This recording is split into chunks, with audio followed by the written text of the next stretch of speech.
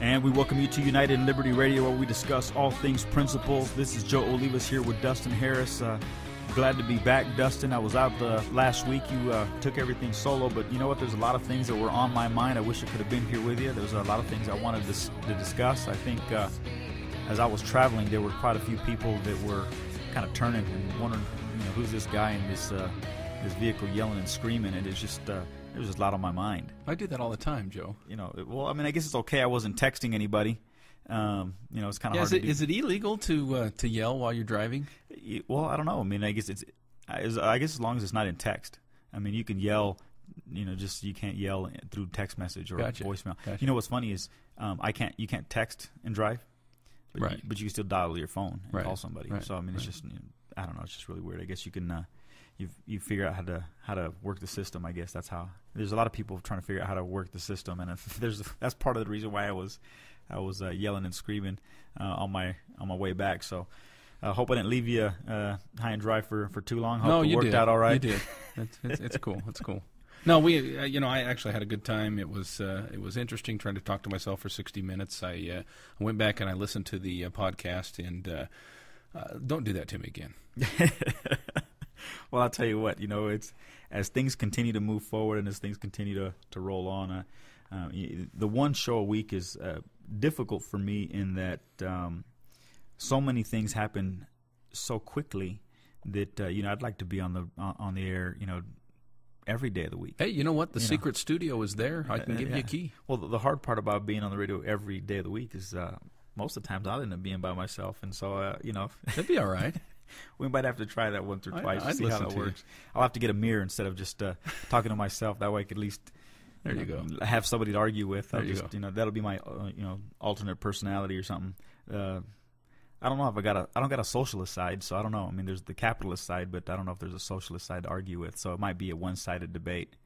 At least I'd always win. Are you saying I'm typically the socialist side? No, I'm just saying that if I was arguing with myself and I set up a mirror so that I wouldn't be by myself, it'd still only be a one-sided debate. I think I'd still win. And I think it's probably be the same thing for you because I don't think that there's a second side to you, at least not one that I've seen. So well, that's truly an echo chamber, I think. So.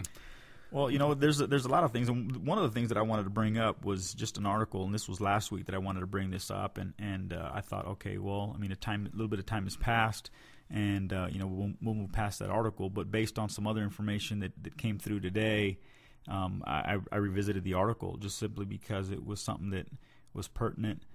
This is actually coming out of Forbes magazine. I think people are familiar with Forbes. He's no dummy. He's Forbes magazine. He's Steve Forbes is a pretty highly intelligent individual. I would say he is a capitalist in that he seeks to create more than he consumes. Seeks to produce more than he consumes. I think he's just lucky. Yeah, that might be the secret. That's the.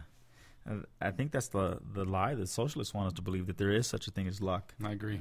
But this was just something that came out of it's actually the August issue, so hot off the press. But this is his Steve Forbes, I guess his article, if you will. I don't know if you'd call it his editorial, but it's titled "Obama's Softcore Socialism," and he speaks a little bit to who President Obama is indirectly, but he defines who he is or what type of individual he is. And let me. I'm interested. I mean, softcore socialism. So yeah, this is interesting the way he begins. He states a comedian or satirist could not have come up with the recent scenario of Treasury Chief Timothy Geithner and other administration officials suddenly trying to reassure corporate chieftains that the Obama administration is pro-business and loves free enterprise. Mm-hmm.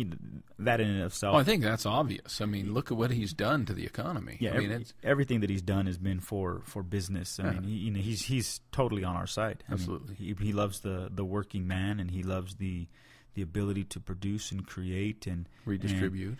Well, yeah. See, that's why he loves the working man and the ability to create and produce, because now he's got somebody to steal from, to give to everybody that's going to sit on their butt for 2 days in front of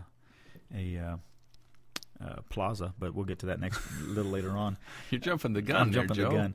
But as I continue, it says a close and powerful Obama aide, Valerie Jarrett, we know who she is. She sent Verizon CEO Ivan Steinberg a letter declaring, while we may disagree on some issues, we have an open door and are always willing to consider input and ideas from everyone, including the business community. And then he goes on to say, that's like Dracula saying he prefers bottled water to blood. I thought that was kind of cute. But as he continues, he says that the business community employs 100 million workers. This is private business. This is industry. This is those groups of individuals, or those individuals who have started companies and have grown them. Forbes magazine. Think of all the individuals that I've got some background in the printing industry, and to put together a magazine and everything that entails. It's not only the reporters and the designers and the editors. It's also the printers and the pre-press individuals. It's the the trucking companies that'll go out and truck these different these magazines to these different locations to be something that looks as simple as a magazine not only affects that one area, but it affects a lot of other industries. Same thing with an automobile industry or automobile manufacturer, or a cell phone manufacturer, or you look at Apple. How many people are affected by Apple or Microsoft? These are individuals who have created something, and these are big business, and they employ millions of people. But you see what the new administration has designed. According to the article, now the administration designs to entertain input from the business community. Obama is saying, we want to hear from you. We want to. We're on your side. We're all on the same team here. But make no mistake, we are not on the same team. Case in point. Mr. Forbes points that out in this article. He says, no sooner had the charm offensive been launched that the government showed its true colors by defiantly reimposing a ban which had been overturned by a federal court on deepwater drilling in the Gulf of Mexico, by straight-facedly proclaiming that all the stimulus spending has saved or created upwards of 3.6 million jobs and is a huge success. I mean, I think there's no question you don't ban an entire industry from production simply because of the ignorance or incompetence of one individual within that industry. You just don't do that. What happens to me in my life is affected by what I do, not what somebody in another city or another state or another town decides to do. And that's kind of what the president has done here. But to go on and say that the stimulus spending has saved or created upwards of 3.6 million, you've got no way to measure whether or not you've saved a job. You don't. Well, and I'll go one step further, because Milton Friedman would argue that you never save a job or never create a job, especially when you're creating a job in the government. Because what happens is you take an individual from one job and transfer them to another.